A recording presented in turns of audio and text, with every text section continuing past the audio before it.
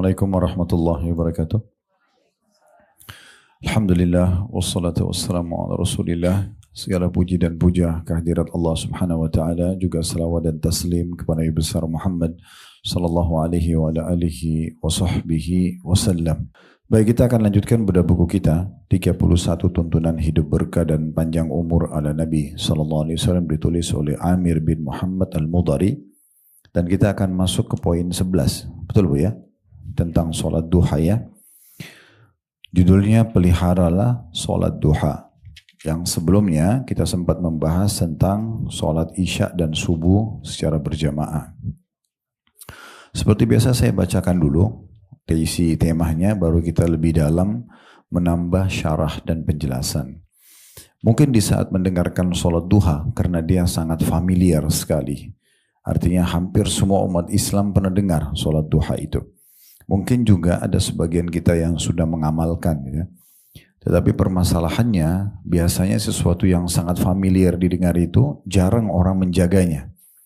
Seperti sederhana masalah mengucapkan salam misalnya dengan keutamaan yang sangat besar, sholat sunnah qobliyah dan ba'diyah ya, sebenarnya mudah dan familiar. Tapi jarang sekali orang yang mau istiqomah untuk bisa mengerjakannya. Zikir pagi petang, berdoa, misalnya silaturahim keluarga, ziarah kubur misalnya. Semua ini amalan-amalan yang sebenarnya ringan, tetapi banyak orang anggap remeh. Dan ini nanti akan menjadi perbedaan dasar antara setiap orang yang mengamalkannya dengan orang tidak mengamalkannya nanti di derajat di surga. Kembali saya ingatkan, nanti di hari kiamat Bu, kita akan menemukan ada 3 orang yang menyesal. Penyesalan pertama itu yang abadi.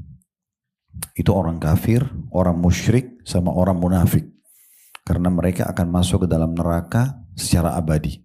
Selamanya. Tidak akan pernah lagi bisa keluar. Maka ini penyesalan yang Allah gambarkan dalam surah Al-Mu'minun. Surah nomor 23. Dari ayat 99 sampai 115 atau 116. Jadi kalau ibu baca itu akan menunjukkan penyesalan orang-orang kafir yang luar biasa. Karena mereka sudah tidak bisa lagi keluar dari api neraka. Disiksa dan khalidina fiha, kekal selamanya.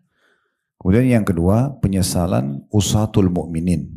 Orang-orang mukmin yang banyak dosanya, tidak sempat bertaubat selama di dunia, terus saja dengan zinanya, dengan bohongnya, dengan ribanya, dan tidak mau taubat. Sehingga pada saat meninggal, timbangan amal baiknya sama amal dosanya itu lebih berat dosanya, sehingga dia harus masuk neraka dulu.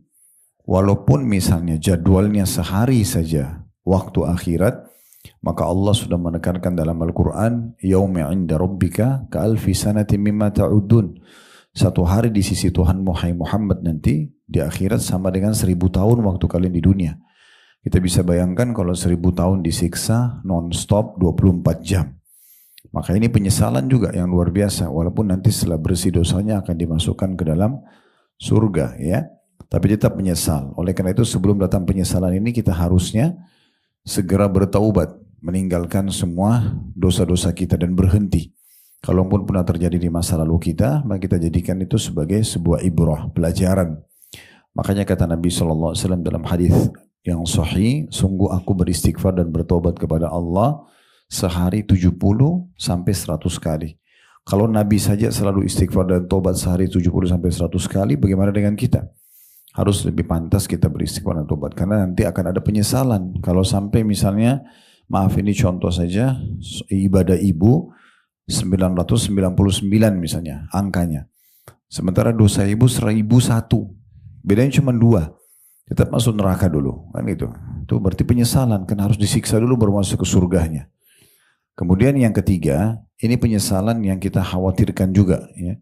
Penyesalan orang-orang beriman yang masuk ke dalam surga, tapi mereka menyesal banyaknya amal-amal ibadah yang mereka sia-siakan di dunia, yang sebenarnya kalau mereka kerjakan, mereka akan dapat derajat yang tinggi di surga.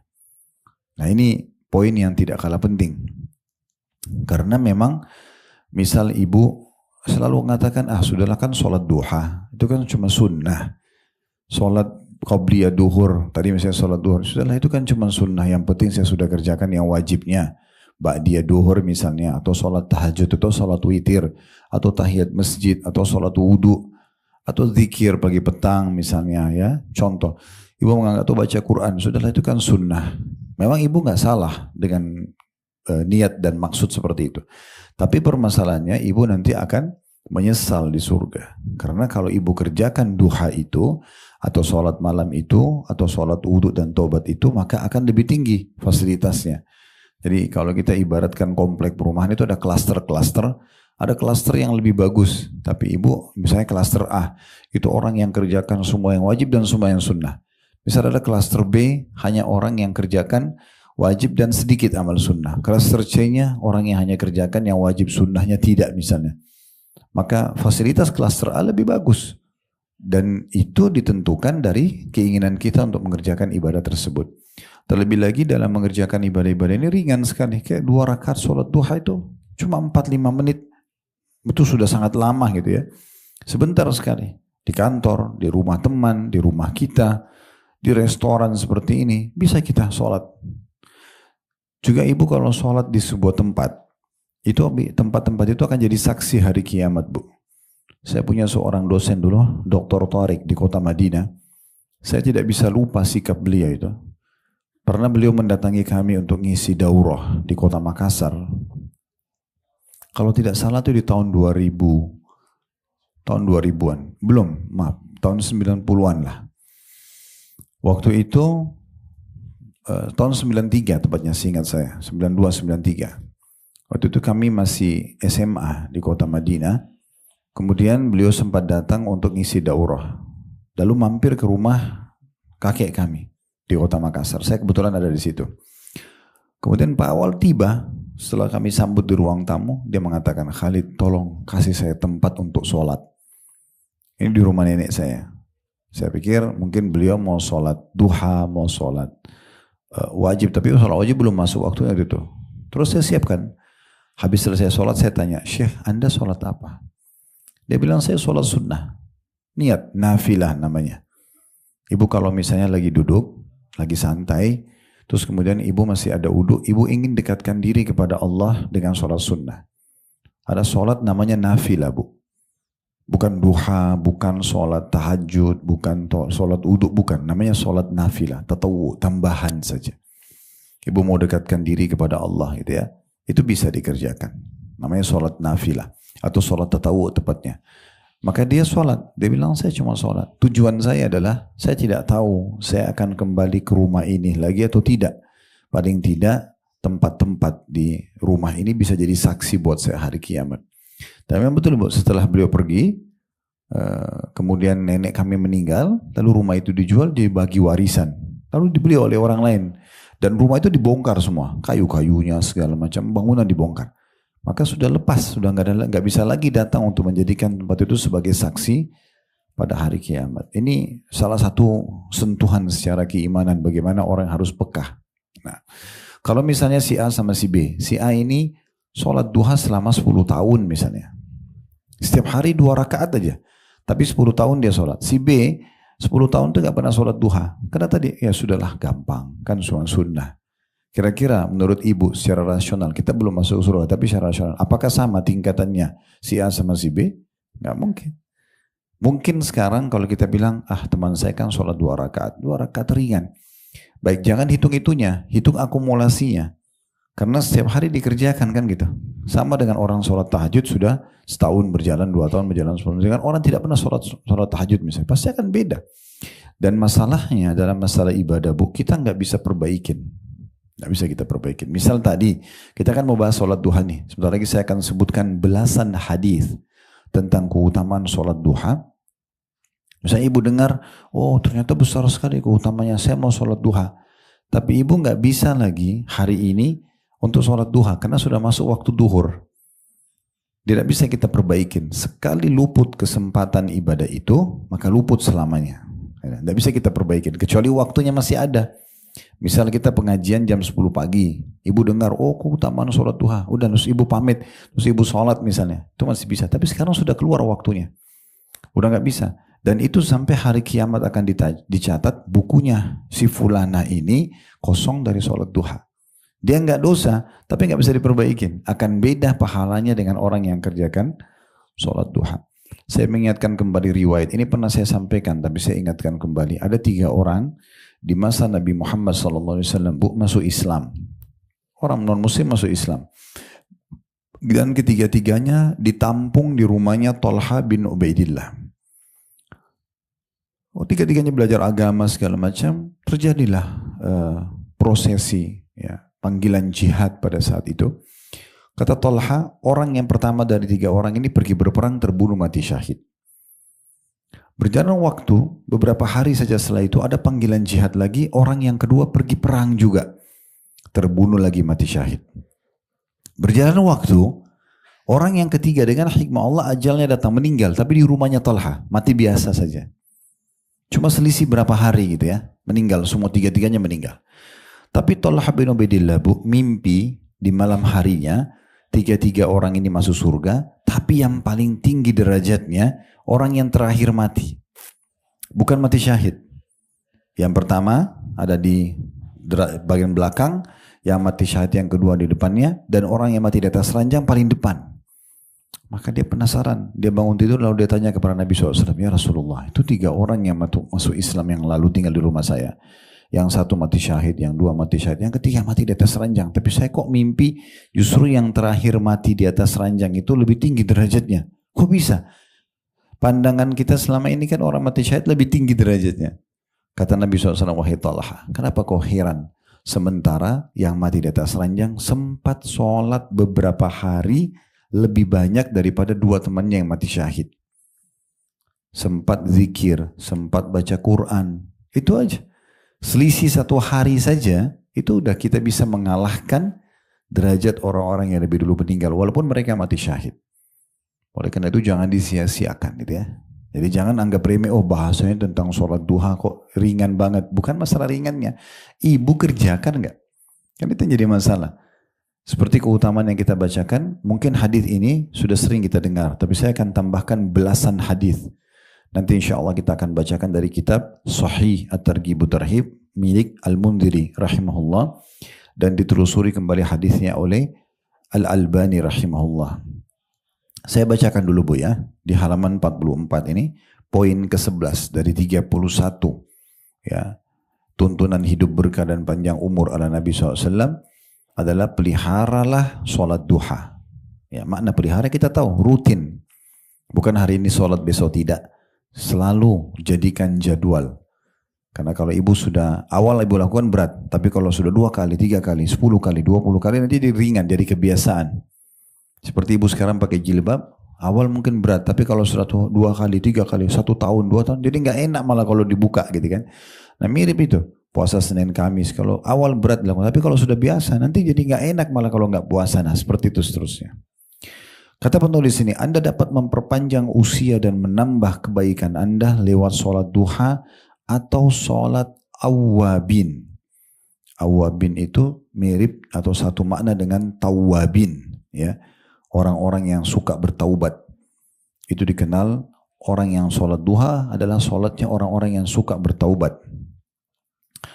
Dan ini sudah mencakup atau mewakili 360 sedekah dalam sehari untuk sendi. Manusia punya 360 sendi. Tiap hari ibu kalau mau sendinya selamat, ibu selalu sedekah buat persendinya. Nah kita punya 360 sendi. Anggaplah kalau satu sendi itu nilainya 1 juta Bu. Berarti ibu harusnya sedekah 360 juta sebagai tanda syukur kepada Allah gitu ya. Di sini dikatakan, dan dia mencakup atau sudah mewakili sedekah 360 sendi dalam setiap harinya. Tentang keutamaannya, Nabi SAW bersabda, di sini penulis yang mengangkat sebuah hadis. Nanti kita akan kuatkan dari kitab tadi yang saya bilang ya.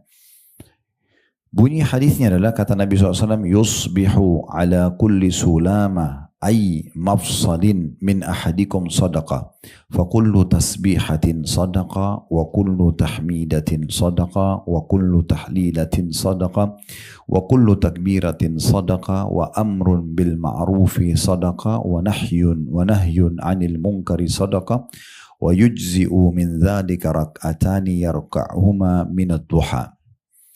Setiap persendian salah seorang di antara kalian ada sedekahnya.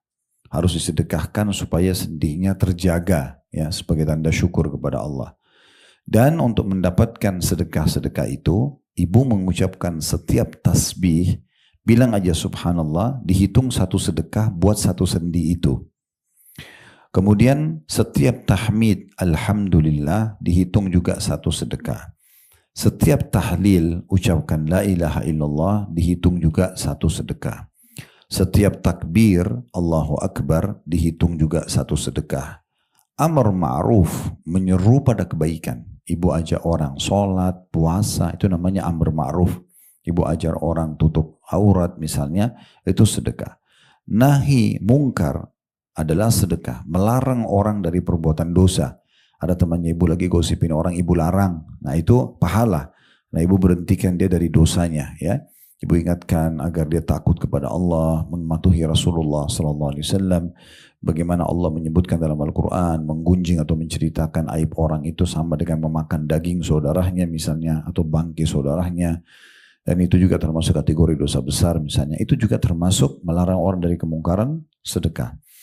Kemudian kata Nabi SAW, ini jadi saksi bahasan kita, penutupan hadis, dan sudah mencukupi semua hal itu. 360 sendi, 2 rakaat duha yang dilaksanakan.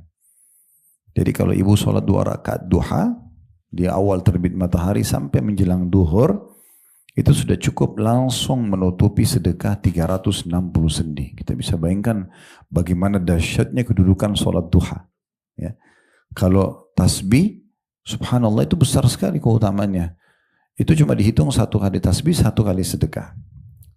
Takbir juga, tahmid juga, tahlil juga, semuanya sama. Menyuruh pada kebaikan, berdakwah. Saya sekarang sampaikan ke ibu-ibu tentang sholat duha. Maka setiap penyampaian itu ada 1 sedekah. Kalau melarang dari kemungkaran, ya misalnya ibu jangan tinggalkan ya sholat wajib, misalnya jangan sampai tinggalkan tutup aurat, itu nahi dari nahi mungkar, itu juga sedekah.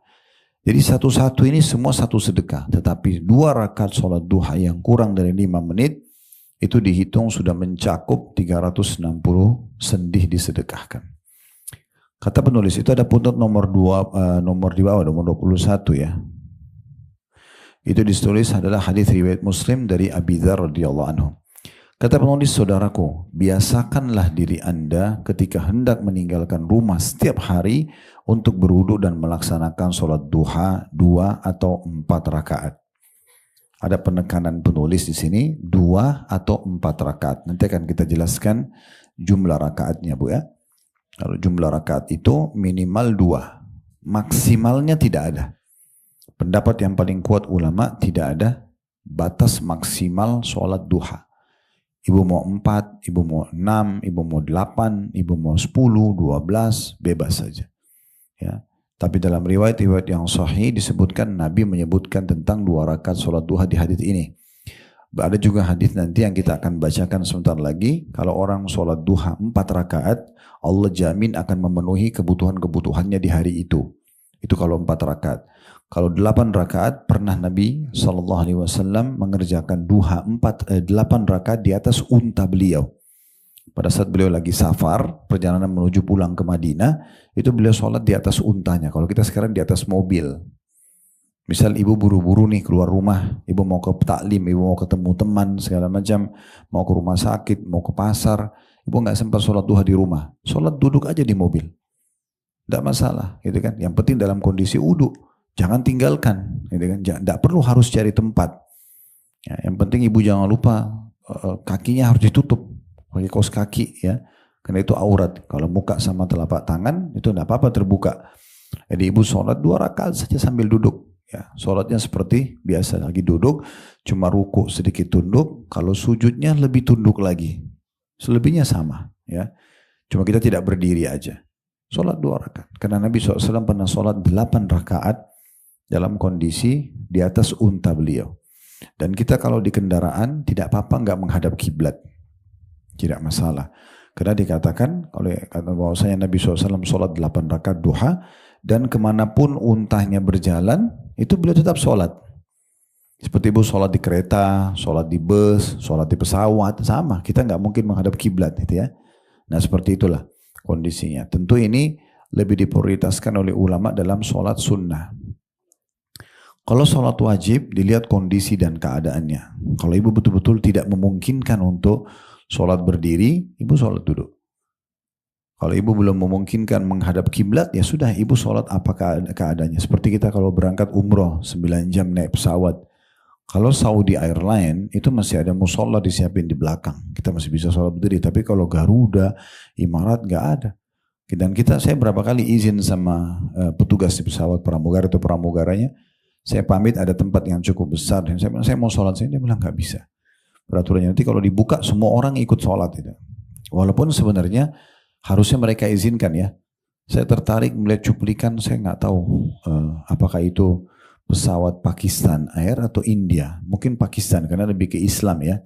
Itu mereka kalau berangkat safar, itu biasanya mereka sholat berjamaah satu pesawat. Ya, jadi semuanya sholat duduk. Jadi diimami oleh satu orang di depan, nah, nanti dia pakai mikrofon, semuanya pada ikut sholat itu bagus banget. Mungkin ibu bisa searching di YouTube bisa lihat insya Allah ya. Maka sholat rame-rame satu pesawat itu sangat bagus ya. Ini mungkin belum terjadi di masa kita ya, atau di tempat kita maksud saya. Baik, saya akan bacakan Bu ya dari kitab Sahih Targhib Tarhib ya. Buku ini kami bedah juga setiap Jumat. Ibu kalau mau ikutin biasanya setiap habis sholat Jumat jam 1 siang kita melanjutkan bedah buku ini. Kecuali kalau tidak salah pekan kelima ya. Kami sudah sampai di jilid 3-nya di bab haji. Nah ini di jilid 2-nya di kitab sholatnya. Nah salah satu substansial babnya itu adalah anjuran sholat duha. Nah ini yang akan saya bacakan belasan hadis insya Allah yang menguatkan bahasan kita hari ini.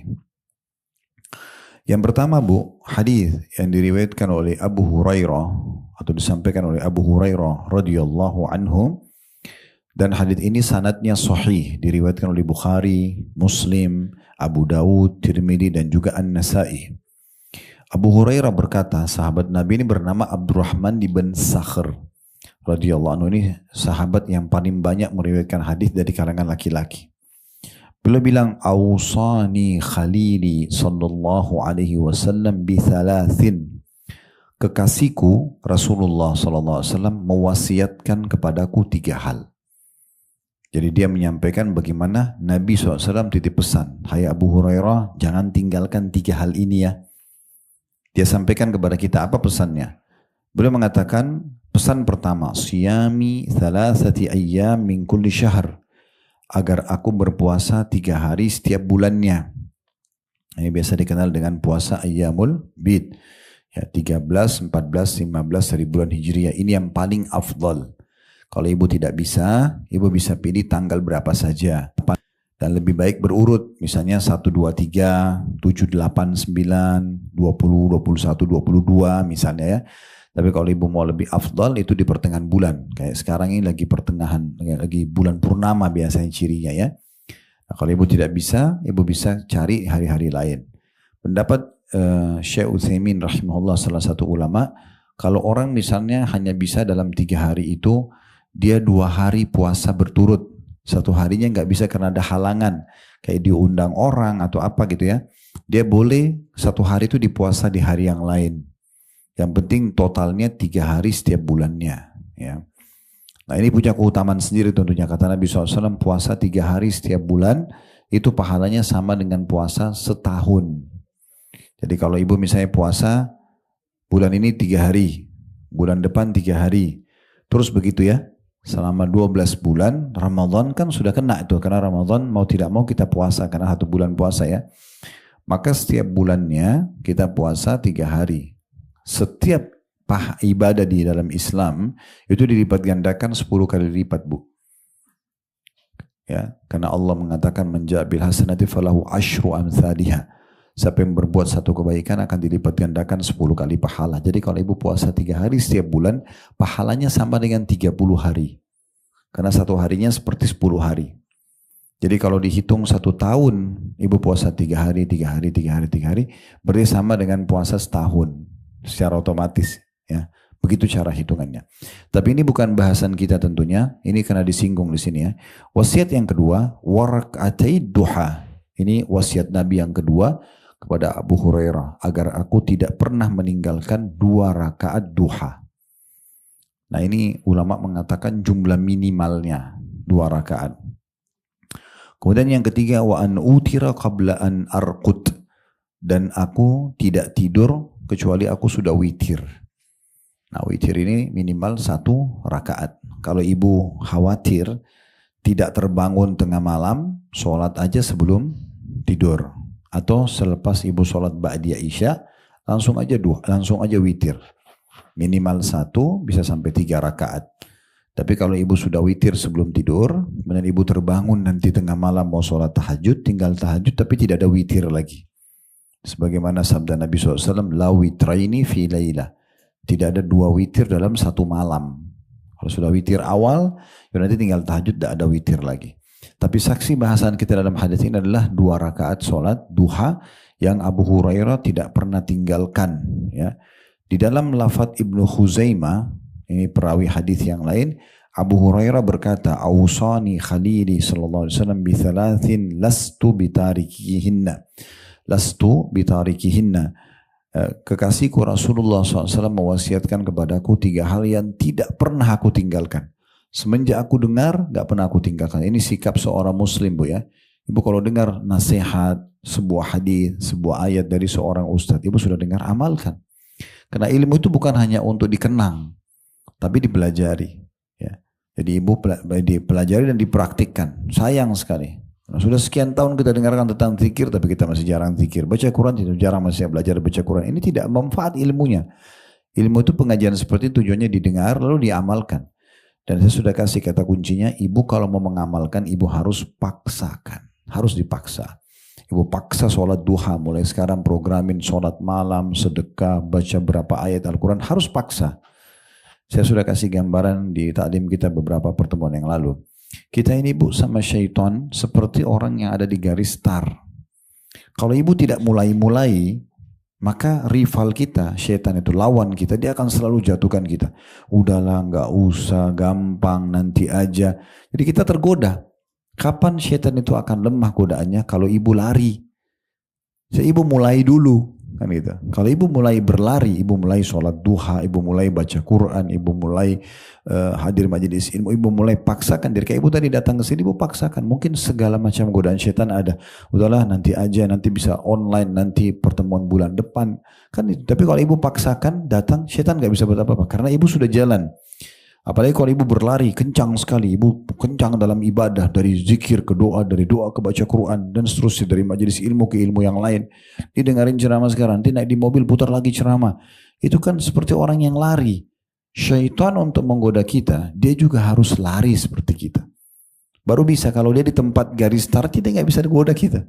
Dan orang yang kalau lari, sama-sama lari, walaupun yang rival ini teriak-teriak, persentase godaan yang sampai ke kita atau suara itu kecil sekali. Kalau orang lagi lari kan, syaitan godain, tapi ibu lagi kencang-kencangnya sholat duha, sholat malam, itu godaannya terdengar tapi nggak ada pengaruhnya, kecil sekali gitu. Karena ibu sudah berlari. Orang yang banyak terjerat dengan godaan syaitan memang orang yang tidak mulai-mulai. Memang dia nggak mulai sholat duha, dia nggak mulai zikir. Pertanyaan sampai kapan ini? Tunggu ajal datang baru nyesal kan gitu. Makanya saya bilang tadi di hari kiamat yang perlu kita garis bawahi penyesalan sebagian ahli surga yang masuk ke surga. Dia lihat, oh dulu kalau saya sholat duha itu tempat saya ya, tapi saya nggak dapat karena saya nggak sholat duha, tempatnya di sini. Walaupun ini mewah, itu lebih istimewa gitu. Ya, sayang, cuma penyesalan itu tidak akan bermanfaat bagi dia. Lalu kata Abu Hurairah, kekasihku mewasiatkan kepadaku 3 hal tidak pernah aku tinggal. Alla anama illa ala witrin, aku tidak tidur kecuali sudah witir. Jadi ini lafadz lain ya, lafadz Ibnu Khuzaimah. Mirip tadi cuma dibedain lafadznya. Kalau di sini dimulai witir dulu sebelum tidur. Wa alla adha'a rak'atai duha, dan aku tidak pernah tinggalkan 2 rakaat salat duha. Fa innaha salatul awwabin, karena dia adalah salatnya awwabin. Tadi sudah kita jelaskan, awwabin orang yang suka bertaubat ya. Kemudian yang ketiga wasiyami thalathata ayyam min kulli syahr, berpuasa 3 hari setiap bulannya. Ini hadis yang pertama yang diangkat oleh Al-Mundhiri, 2 buah riwayat, dua-duanya sahih dan dua-duanya berisi wasiat Nabi SAW untuk Abu Hurairah. 3 hal tadi ya, witir sebelum tidur, 2 rakaat sholat duha dan puasa 3 hari setiap bulan. Hadis keduanya, ini hadis keduanya sama dengan hadis yang diangkat oleh bab kita tadi. Jadi saya tidak ulangi lagi tentang ya setiap pagi hari tiba persendian manusia itu wajib disedekahkan.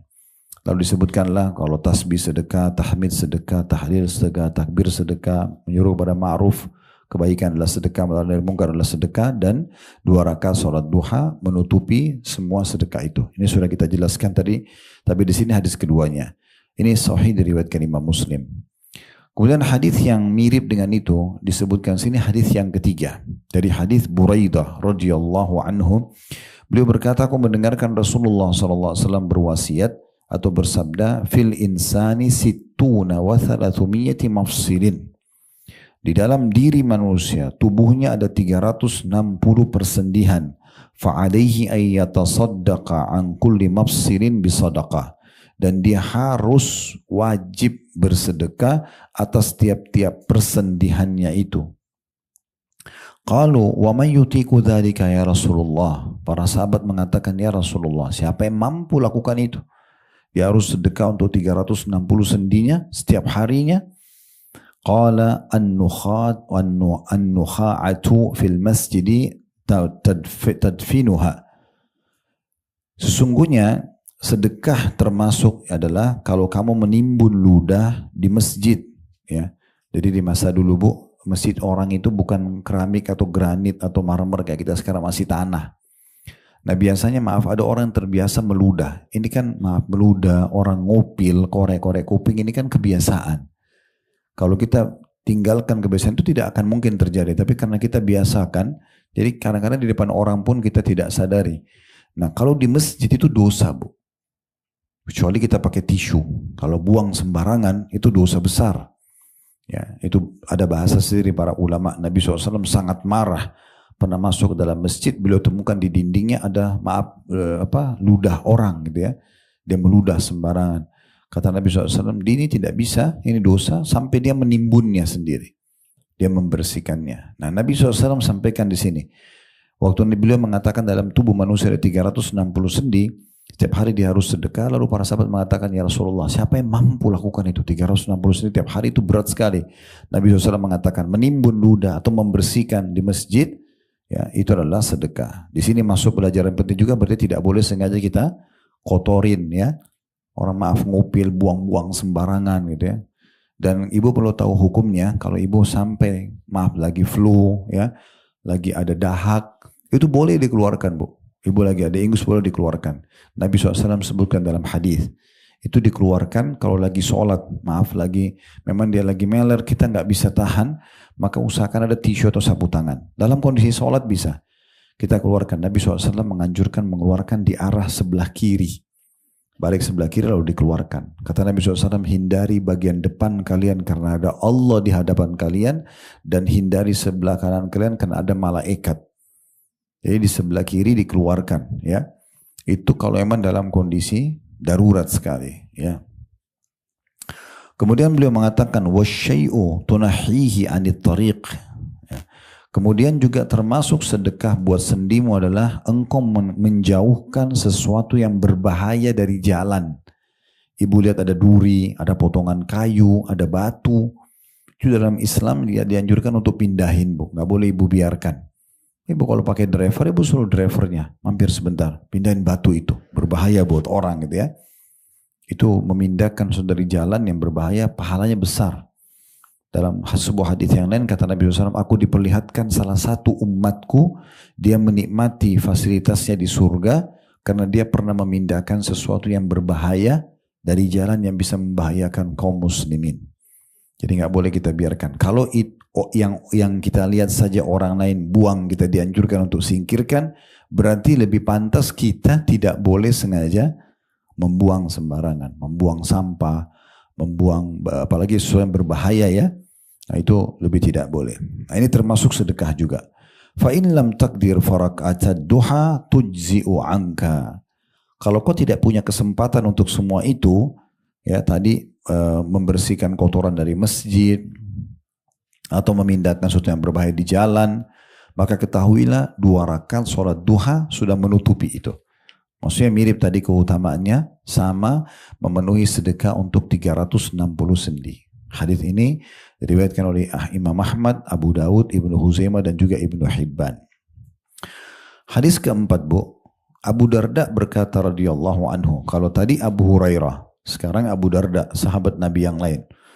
Beliau berkata, "Ausani habibi sallallahu alaihi wasallam bi thalathin lan ada'hunna ma ishtu." Sesungguhnya kekasihku Rasulullah sallallahu alaihi wasallam mewasiatkan kepadaku 3 hal tidak pernah aku tinggalkan selama aku hidup. Semenjak dengar tidak pernah aku tinggalkan sampai aku meninggal. Yang pertama, bisiyami thalathata ayyam min kulli syahr. Aku selalu diperintahkan untuk menjaga puasa 3 hari setiap bulan. Kemudian yang kedua, wa salatid duha, dan mengerjakan salat duha. Tapi di sini bedanya tidak disebutin jumlah rakaatnya. Kalau hadis Abu Hurairah disebutkan dan 2 rakaat salat duha. Di sini cuma dikatakan dan salat duha. Yang ketiga, wa alla anama illa ala witrin, dan aku tidak tidur kecuali aku dalam keadaan witir. Ini tadi saya belum tambahkan, Bu. Ibu kalau misalnya tadi khawatir tidak bangun tengah malam untuk sholat tahajud dan witir, ibu boleh witir afdalnya sebelum tidur. Jadi habis sholat ba'da isya langsung sholat witir. Kalau ibu memang tahu ibu memang jarang terbangun atau kadang-kadang terbangun, kadang-kadang tidak.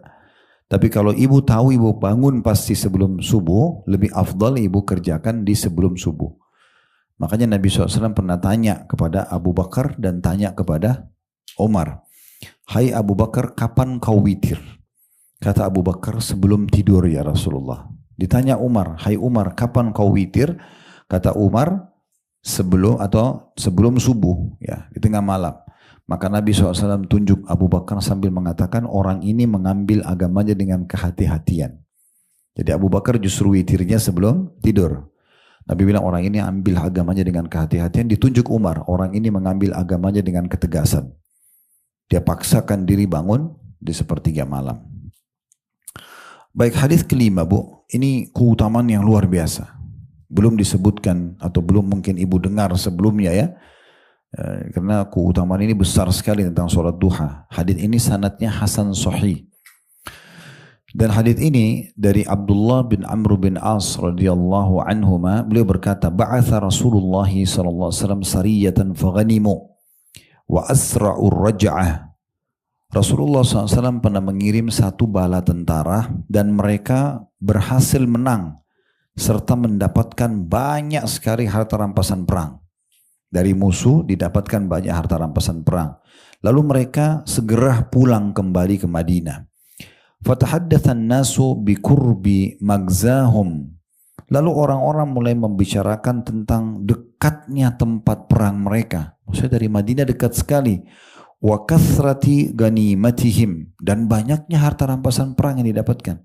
Biasanya orang kalau perang tempatnya jauh, perjuangannya besar, kadang-kadang dapat harta rampasan perang, kadang-kadang tidak, gitu ya. Tapi ini enggak.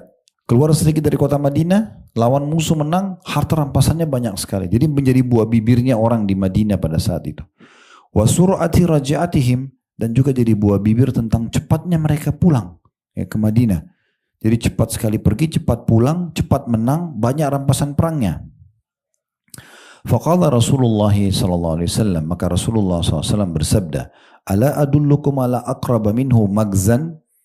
Mau enggak, kata Nabi SAW, aku tunjukkan tempat perang yang lebih dekat dari mereka. Tidak usah kalian kagum-kagum dengan tempat perangnya dekat, keluar sedikit lalu menang gitu ya. Dikatakan wa aktsara ghanimah, dan lebih banyak harta rampasan perangnya. Wa ausyaka raj'ah, dan lebih cepat juga pulang kembali. Man tawadda'a thumma gada ilal masjidi li subhati duha. Siapa yang wudu, bersuci dengan baik, kemudian dia pergi ke masjid, dia kerjakan sholat duha. Ya. Fahuwa aqrabu minhum magzan. Maka ini lebih dekat jarak peperangannya. Wa aktsaru ghanimah, lebih banyak harta rampasan perangnya. Wa awsyaku raja'ah, dan lebih cepat juga untuk kembali atau pulang. Hadis ini diriwayatkan Ahmad dan diriwayatkan atau dalam riwayat Ibnu Lahiyah dan juga At-Tirmidzi dengan sanad jayyid. Riwayat ini riwayat agung Bu ya. Kalau ibu sudah tahu alhamdulillah. Kalau ibu belum tahu, jihad itu Bu amalan yang sangat besar dalam Islam dan berat. Berat ya. Terutama kami laki-laki yang diperintahkan itu. Ibu-ibu bisa tapi bukan seperti laki-laki. Perang itu meninggalkan istri dan anak, meninggalkan pekerjaan ya. Di medan perang itu sudah susah untuk mandi, cari makanan yang enak, istirahat yang cukup. Pokoknya ala kadarnya semua. Dan kematian bisa datang dari seluruh penjuru. Iya kalau ditembak langsung mati. Tapi bisa saja ditangkap musuh, ditawan, disiksa, dibutain matanya, dipotong jaringnya. Banyak kejadian bisa terjadi dalam medan perang gitu ya. Dan subhanallah ini pahalanya besar. Sampai kata Nabi SAW, dua kaki yang tersentuh debu medan perang tidak akan disentuh oleh api neraka. Ya. Dan banyak keutamaan yang lain tentang jihad itu. Banyak sekali. Di antaranya pernah ada sahabat yang mengatakan, ya Rasulullah, tolong sampaikan kepada kami tentang amalan yang bisa menyaingi jihad. Kata Nabi SAW, la tastati'un. Kalian tidak akan mampu mendapatkan. 3 kali sahabat tanya, 3 kali Nabi menjelaskan begitu. Kata Nabi SAW, kenapa sebabnya? Karena orang yang keluar berjihad, semenjak dia keluar dari rumah, tinggalkan istri sama anaknya, terus dia pergi sampai dia pulang, kalaupun dia masih hidup, itu sama dengan orang yang sholat malam, tidak pernah tidur, dan puasa tidak pernah buka puasa, sampai dia pulang. Saking besarnya pahala jihad gitu ya. Itu pahala sendiri. Dan kalau kita bahas di dalam buku ini juga, di jilid 3-nya ada kitab jihad, itu ada banyak sekali babnya. Mungkin bisa saya bahasakan lebih dari 70-80 hadis tentang keutamaan jihad yang dituliskan oleh penulis. Belum kitab-kitab yang lain, mungkin masih ada hadis yang belum dinukil gitu ya. Belum juga keutamaan ribat. Jadi jihadnya sendiri berperang pahalanya besar. Berjaga-jaga di perbatasan antara muslim sama orang kafir juga itu pahalanya besar. Sampai kata Nabi SAW ya, siapa yang meninggal dalam kondisi ribat, berjaga di perbatasan antara muslim sama orang kafir, setiap saat bisa menyerang umat Islam, maka dia pahalanya akan terus mengalir sampai hari kiamat. Dalam riwayat lain, ribat 1 hari 1 malam lebih baik daripada dunia dan seluruh isinya. Keutamanya besar sekali gitu ya. Begitu juga dengan halalnya menikmati harta rampasan perang Bu. Ya, makanya Nabi Muhammad SAW mengatakan harta rampasan perang diharamkan untuk Nabi sebelumku dan dihalalkan untukku. Misalnya kita kalahkan musuh, ada perisai, ada pedang, ada kalau macam sekarang senjata, pesawat tempur, tank, itu semua jadi harta rampasan perang. Nanti dibagi 1/5 untuk Allah dan Rasulnya, disedekahin untuk orang-orang miskin dalam agama Islam, 4/5 dibagi untuk mujahid. Jadi orang pergi jihad itu bisa jadi sumber rezekinya dia kalau dia menang, ya. Itu namanya ghanimah. Kemudian berkumpul kegembiraan kalau orang pergi jihad, dia sudah dapat pahala jihad, terus kemudian dia dapat harta rampasan perang, terus kemudian dia pulang ketemu kembali sama keluarganya. Setelah dia berjuang, dia kembali bisa kumpul lagi sama istri sama anaknya. 3 ini keutamanya besar semua gitu ya. Dan apa kata Nabi SAW waktu pasukan ini pergi, kemudian mereka menang lawan musuh, jaraknya tidak jauh dari Madinah, mereka berhasil dapat ghanimah yang besar, mereka segera bisa pulang kumpul sama keluarganya. Jadi buah bibir di Madinah. Nabi SAW timpali itu sambil mengatakan, mau saya tunjukkan kalian lebih baik daripada perang itu. Lebih baik daripada harta rampasan perang itu. Lebih baik daripada segera pulang ke keluarga. Apa itu? Karena sahabat penasaran. Lalu kata Nabi SAW, seseorang dari kalian beruduk di rumahnya, dia pergi ke masjid, dia sholat duha 2 rakaat. Itu lebih besar pahalanya daripada jihad tadi, dari harta rampasan perang, daripada keluar ketemu atau daripada kembali ketemu keluarga. Kita bisa coba bayangkan, besarkan hadis ini, bagaimana kemuliaan sholat duha. Mengalahkan pahala jihad itu luar biasa. Padahal jihad itu kadang-kadang bisa jadi wajib. Tapi ini bisa dikalahkan dengan sholat duha. Makanya salah satu sholat yang Nabi nggak tinggalkan Bu, walaupun beliau musafir, itu duha. Biasanya kan orang kalau musafir itu karena sholatnya jamak qasar, ya, kan sholat qobliyah sama ba'diyahnya kan gugur Bu ya. Misalnya mau jamak duhur sama asar, kan tidak ada lagi qobliyah duhur, ba'diyah duhur karena sudah dijamak. Ya, nggak ada lagi sholat ini. Tapi sholat duha, sholat witir, ini Nabi nggak pernah tinggalkan, walaupun musafir. karena besarnya keutamaannya. Ya, dan kita berharap setelah pengajian begini Bu, jangan lagi ada waktu tersisa terlewatkan dengan alasan oh saya lupa atau saya tadi tidak sempat. Harus sempatin. Sholat 2 rakaat itu ringan sekali, ya, sebentar sekali. Kemudian hadis yang keenam dalam bab ini dari Abu Hurairah radhiyallahu anhu, beliau berkata, ba'atha Rasulullah sallallahu alaihi wasallam ba'than. Rasulullah SAW pernah mengutus satu bala tentara, fa'azamul ghanimah, maka mereka mengumpulkan banyak sekali harta rampasan perang, wa asra'ul karrah, dan mereka pun cepat sekali pulang kumpul dengan keluarganya. Faqala rajul, maka seseorang laki-laki berkata, ya Rasulullah, wahai utusan Allah, ma ra'ayna ba'than qattun asra'a karrah, kami belum pernah menemukan ada bala tentara yang secepat ini bisa pulang segera. Wala a'zama ghanimatan min hadzal ba'ts, bahkan tidak ada yang mengalahkan banyaknya harta rampasan perang yang mereka dapatkan dibandingkan bala tentara ini. Qala, Nabi SAW mengatakan, ala ukhbirukum bi asra qarratan minhum, mau enggak saya tunjukkan kalian yang bisa lebih cepat kembali ke keluarga, wa a'zama ghanimah, dan lebih banyak harta rampasan perangnya. Rajulun tawadda fa ahsanul wudu, seseorang yang wudu dan dia sempurnakan wudunya, thumma amada ilal masjid, kemudian dia segera menuju ke masjid, fa shalla fihi al-ghadat, lalu kemudian dia salat duha, thumma aqaba bi salati dhahwa, kemudian dia pun melanjutkan, seseorang pergi ke masjid salat subuh ya, kemudian dia ikuti atau menunggu sampai tiba waktu duha. Subuh dengan duha digabung, ya. Faqad asra'al qarra wa a'zamal ghanimah. Dia telah mempercepat untuk kembali ke keluarganya dan juga menemukan banyak sekali harta rampasan perang.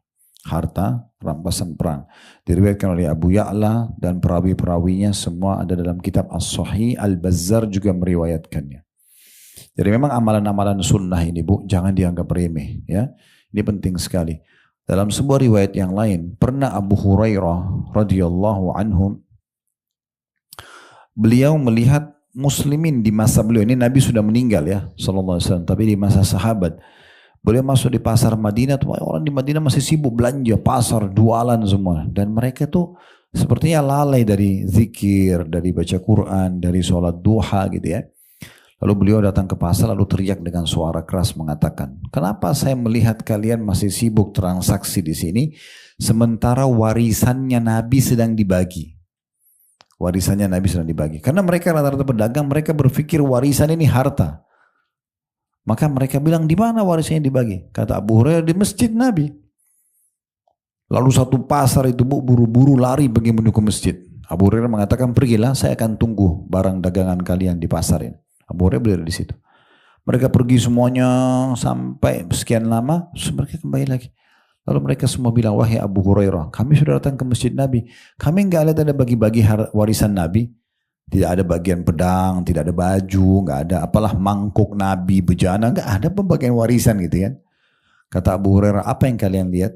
Mereka bilang, kami lihat ada orang yang sedang sholat. Ya. Di waktu duha itu ya. Di waktu pagi sholat duha. Ada orang yang lagi sholat, ada orang yang lagi berdoa, ada orang yang saling menasehatin, ada orang yang lagi berzikir. Itu yang dilihat di masjid. Kata Abu Hurairah, celaka kalau kalian tidak faham. Itulah warisan Nabi SAW yang saya maksudkan. Jadi beliau ingin menyentuh, jangan tinggalkan ini. Boleh sibuk apapun, tapi jangan ketinggalan. Ibu mau meeting, ibu mau ketemu teman-teman, mau silakan. Tapi jangan tinggalkan sholat duha. Apalagi tadi saya bilang bisa dimudahkan. Nabi SAW pernah sholat di atas unta, di atas mobil bisa sholat. Susahnya apa? Dan usahakan Bu ya, selalu dalam kondisi wudu. Mau keluar rumah sudah wudu. Ya. Ada namanya hukum masul khuf, mengusap kaos kaki ya. Kalau sudah tahu alhamdulillah. Ibu kalau sebelum keluar rumah, kalau sudah wudu, lalu ibu pakai kaos kaki. Nanti ibu di jalan, maaf keluar angin, buang air kecil, buang air besar, batal wudu lah. Ibu mau wudu lagi, ibu wudu. Semua kena air kecuali kaos kaki, Kaos kaki nggak usah dibuka. Sentuh telapak tangan dengan air, usap bagian atasnya saja.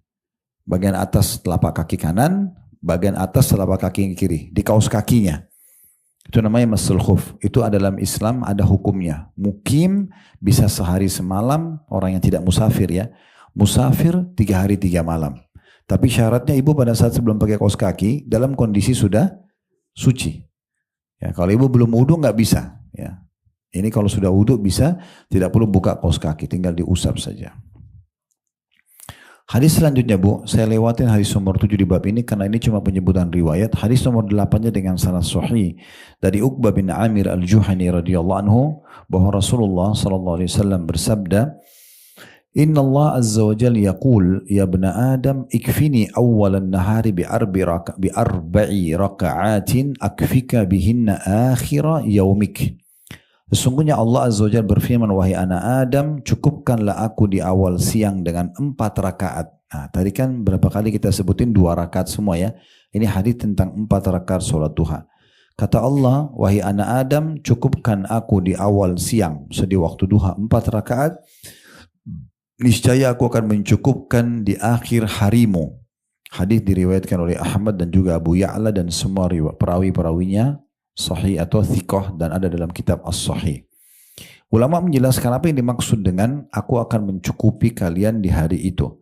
Kata para ulama, dicukupi rezekinya, dimudahkan urusannya, dimaafkan dosanya, diselamatkan dari mara bahaya, semua masuk dalam makna itu. Di sini hadis qudsi ini menjelaskan kepada kita bahwasanya duha juga dianjurkan kalau sudah terbiasa 2 rakaat dilebihkan jadi 4 rakaat. Ibu bisa sholat 2 rakaat salam, 2 rakaat salam, atau ibu kalau mau 4 rakaat sekaligus bisa. Langsung 4 rakaat. Cuma memang tidak pakai tahiyat pertama. Ya, tidak pakai tahiyat pertama. Hadis selanjutnya ini hadis nomor 9 di dalam bab ini dengan sanad hasan dari Abu Darda radhiyallahu anhu dan Abi Dzar radhiyallahu anhu, 2 sahabat meriwayatkan ini bahwasanya Rasulullah SAW bersabda, "Anillahi tabaraka wa ta'ala annahu qala." Dinukil dari Tuhan Allah yang maha berkah dan maha tinggi. Allah berfirman, ya ibna Adam, wahai anak Adam, la tu'jizni min 4 raka'atin fi awalin nahar akfika akhirah. Wahai anak Adam, jangan pernah kamu lemas dan malas untuk mengerjakan 4 rakaat untukku di awal siang, di waktu duha.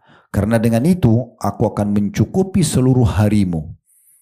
Ini sejalan dengan hadis yang sebelumnya tadi. Maksudnya dia adalah, makna hadis ini Allah seakan-akan mengatakan, saya akan penuhi semua hajatmu, saya akan mudahkan urusanmu, saya akan selamatkan kamu dari segala mara bahaya, saya juga akan maafkan dosa-dosamu. Itu maknanya. Berarti selain mendapatkan pahala seperti jihad, sholat duha itu juga bisa bersedekah untuk 360 sendi, juga dia akan terpenuhi hajat-hajatnya. Tapi kalau mau dapat bonus yang terakhir ini Bu, ibu tambah 2 rakaat lagi, berarti 4 rakaat ibu kerjakan. Hadis nomor 10 saya lewatkan karena itu cuma riwayat saja. Hadis nomor 11 dalam bab ini dengan sanad sahih di ghairihi. Abu Murrah At-Ta'ifi radhiyallahu anhu, dia mengatakan, aku mendengarkan Rasulullah SAW bersabda, qala Allah azza wa jalla, Allah yang maha tinggi dan maha mulia berfirman, ya ibna Adam, wahai anak Adam, sholli di 4 raka'atin awalan nahari akfika akhirah. Wahai anak Adam, sholatlah untukku 4 rakaat di awal siang, niscaya aku mencukupkanmu di akhirnya. Ini sejalan dengan makna tadi ya. Berarti ada perintah untuk 4 rakaat. Sekarang kita masuk hadis ke-12 dengan sanad hasan dari Abu Umamah radhiyallahu anhu bahwasanya Nabi SAW bersabda, man kharaja min baitihi mutatahhiran ila salatin maktubah. Siapa yang keluar dari rumahnya dalam kondisi bersuci untuk mengerjakan sholat wajib, subuh, duhur, asar, maghrib, isya. Dia pergi ke masjid misalnya dia sholat. Fa'ajruhu ka'ajril hajjil muhrim. Pahalanya sama dengan orang yang haji dalam kondisi berihram. Jadi 1 hari kita bisa dapat pahala haji dengan cara bersuci di rumah, pergi sholat di masjid. Ya. Subuh, duhur, asar, maghrib, isya. Subuh dapat pahala haji, duhur dapat pahala haji, asar dapat pahala haji, maghrib, isya, semua dapat. Tapi memang ini syaratnya sholatnya suci dari rumah, lalu keluar sholat wajib di luar. Ibu tentang lebih afdal di rumah, tapi ini boleh ibu sholat di masjid ya. Apalagi di waktu-waktu lowong, masjid dekat rumah, atau lagi keluar jalan ke pengajian begini misalnya, terus lewat masjid sudah azan, mampir aja dulu sholat. Ya. Lalu dikatakan waman kharaja ila tasbihid duha. Siapa yang keluar untuk mengerjakan sholat duha, la yansibuhu illa iyyah. Tidak ada yang membuat dia keluar kecuali untuk sholat duha. Fa ajruhu ka ajril mu'tamir. pahalanya kalau dia keluar dari rumahnya ke masjid untuk sholat duha, tidak ada yang buat dia ke masjid kecuali itu, maka pahalanya sama dengan pahala umroh lengkap. Sholat duha dapat pahala umroh, ya. Ini berarti keutamaan lain. Tadi seperti sedekah 360 sendi, ya, dipenuhi hajat-hajatnya oleh Allah, lebih baik daripada pahala jihad. Ini dapat lagi pahalanya sama dengan pahala umroh. 2 rakaat saja sama dengan pahala umroh. Wa salatan ala athari salatin la lagwa bainahuma kitabun fi'liyin. Dan solat sesudah solat lainnya yang tidak ada perbuatan sia-sia di antara keduanya ditulis di Illiyin. Illiyin ini Bu ada kitab di langit sana, itu tulisan untuk ahli surga. Kalau nama ibu sudah ditulis di Illiyin, ibu dijamin masuk surga. Ya. Nah untuk mencatat nama kita di Illiyin, kita harus banyak mengerjakan ibadah-ibadah dan taubat dari dosa. Kalau nama kita sudah terdaftar, maka kita secara otomatis ya akan mendapatkan ya, ini tercatat di Illiyin namanya. Nah, di sini disebutkan hadis ini, Bu.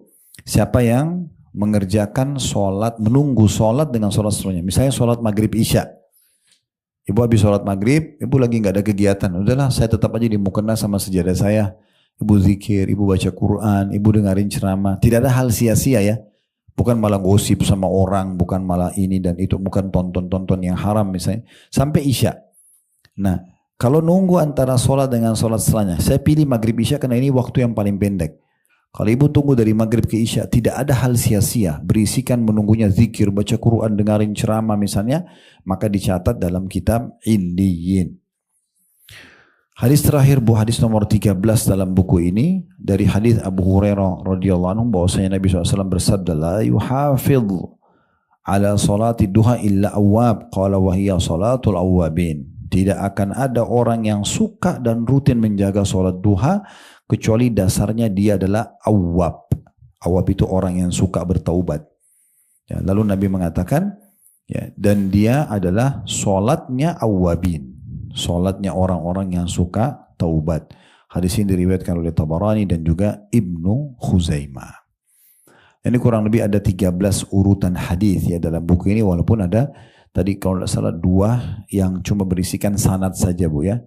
Saya yakin mungkin dengan satu saja hadis itu sudah cukup, kita harusnya termotivasi mengerjakan. Apalagi ini tadi banyak sekali. Pahala umroh, pahala jihad, seperti sedekah 360 sendi, yaitu terus dipenuhi hajat-hajatnya. Kalau ibu sampai kerjakan 4 rakaat, itu apalagi yang membuat kita untuk menolak mengerjakan sholat duha.